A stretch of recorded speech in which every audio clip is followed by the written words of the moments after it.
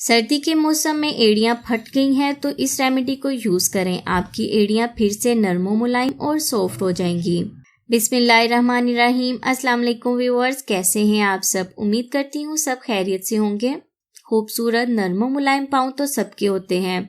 जब खूबसूरत पाँव हो तो एड़ियां फटी हुई हो तो बहुत ही बुरा लगता है। इंसान जब प्यारा सा जूता पहनता है ना तो फटी हुई एड़ियों की वजह से वो भी अच्छा नहीं लगता।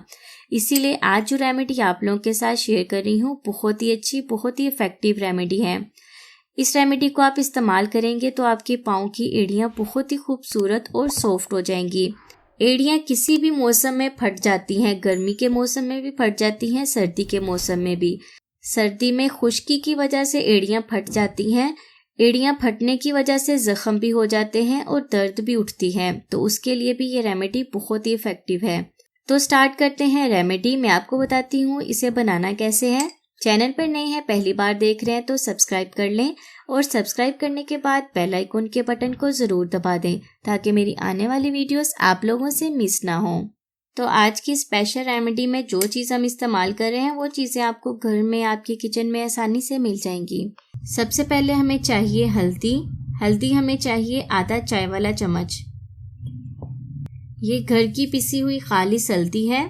आप भी कोशिश करें कि आप खालिस हल्दी का इस्तेमाल करें। जो आपको बाजार से, मार्केट से हल्दी मिलती है ना पिसी हुई, वो आपको इतना अच्छा रिजल्ट नहीं देगी। आपकी फटी हुई एड़ियों को नरम मुलायम और सॉफ्ट बनाने के लिए सेकेंड चीज़ जो हम इसमें यूज़ कर रहे हैं वो है सरसों का तेल। आप सरसों का तेल भी यूज़ कर सकते हैं और नारियल का तेल भी यूज़ कर सकते हैं। चम्मच की मदद से अच्छी तरह से मिक्स कर लें तो हमारी बहुत ही ज़बरदस्त मेडिसिन बनकर रेडी हो गई है। बस आपने करना ये है कि आपने इसे अपनी फटी हुई एड़ियों पर अच्छी तरह से लगा लेना है। लगाने के बाद ऊपर से सॉक्स पहन लें। सॉक्स पहनकर सो जाएं। सुबह को उठकर अपने पाँव को साफ करें। साफ करने के बाद फिर से आप चाहें तो इसे दोबारा यूज़ कर सकते हैं। दिन में 2 बार इस्तेमाल करें, सुबह को कर लें और रात को कर लें। 2 से 3 दिन में आपकी जो फटी हुई एड़ियाँ हैं ना वो ठीक हो जाएंगी। अक्सर ऐसे होता है जब एड़ियाँ फट जाती है ना तो दर्द भी होना शुरू हो जाती है, तो उस दर्द को भी कम करने के लिए बहुत ही ज़बरदस्त चीज़ है। 1 से 2 बार इस्तेमाल करेंगे ना तो आपको पता चल जाएगा कि कितनी दर्द कम हुई है और आपकी एड़ियाँ कितनी नरम मुलायम और सॉफ्ट हो गई हैं।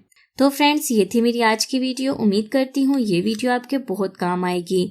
इसे लाइक और दूसरों के साथ शेयर ज़रूर करें और मुझे दुआओं में याद रखें। अल्लाह हाफिज़।